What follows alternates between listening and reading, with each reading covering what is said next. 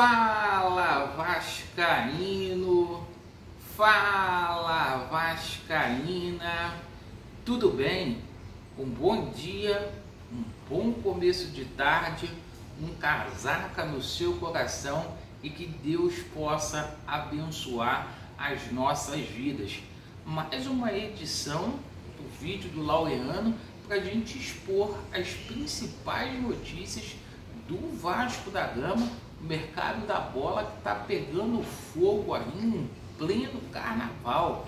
O Vasco aí, que segundo a Rádio CBN vai trazer mais 4 reforços.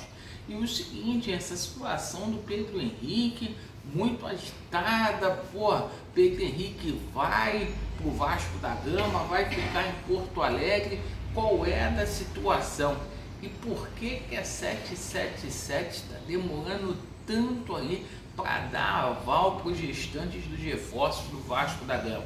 E a gente vai falar muito aí sobre Vasco da Gama e Fluminense, jogo que vai acontecer na próxima quarta-feira, certo? E o seguinte, né? O gramado do Maracanã que tá, preocupante. Vamos falar muito aqui. Então, peço você que não é inscrito para se inscrever no nosso canal, deixe o seu like ou o seu dislike e ativem o sininho. Bora aqui para o nosso vídeo, pessoal. Hoje o elenco principal do Vasco da Gama simplesmente se reapresenta, certo? O Ramon Dias escolheu aí o esquema tático, formação do 3-5-2, né? Desde quando o Ramon Dias adotou esse esquema, o Vasco da Gama não tomou gol.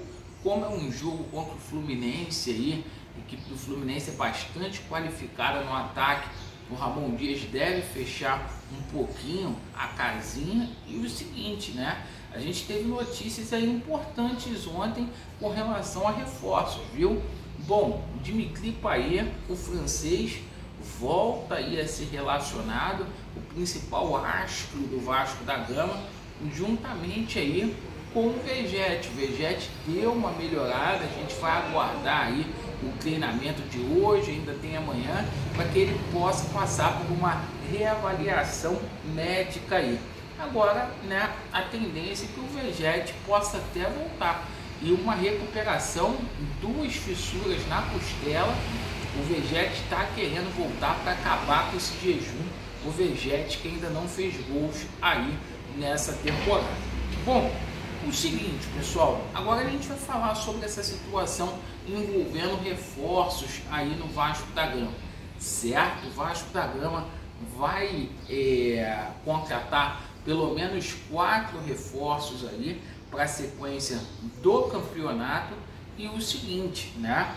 A gente fala aqui do Alexandre Matos porque ele busca 2 volantes aí no mercado. A negociação com o Duqueiroz não deu certo. A informação que a gente teve hoje na parte da manhã é a seguinte, que ele deu mais 2 nomes para a 777 Partners, né? E a 777 Partners ainda não deu um veredito com relação à situação dos nomes aí envolvendo o volante. A 777 que está demorando aí entre 6 e 7 dias para avaliar um nome para dar o retorno aí para o Alexandre Matos. E diante dessa situação a gente fica aguardando ali o Esforza, né? A gente tomou conhecimento que essa negociação do Esforza pode render até 35 milhões de reais aí ao Vasco da Gama, porque foram 5 milhões de dólares, certo? Com relação à compra, e se bater meta aí de jogos alcançados, mais 2 milhões aí de dólares, certo? Bom, o seguinte, pessoal, a gente também fala aqui sobre a situação dos jogadores de lado de campo, perfeito? Porque o Vasco da Gama também negocia com 2 jogadores aí para lado de campo, entre eles a situação do Pedro Henrique. Laureano, como que está a situação hoje do jogador Pedro Henrique? Muito simples, a negociação ficou estagnada porque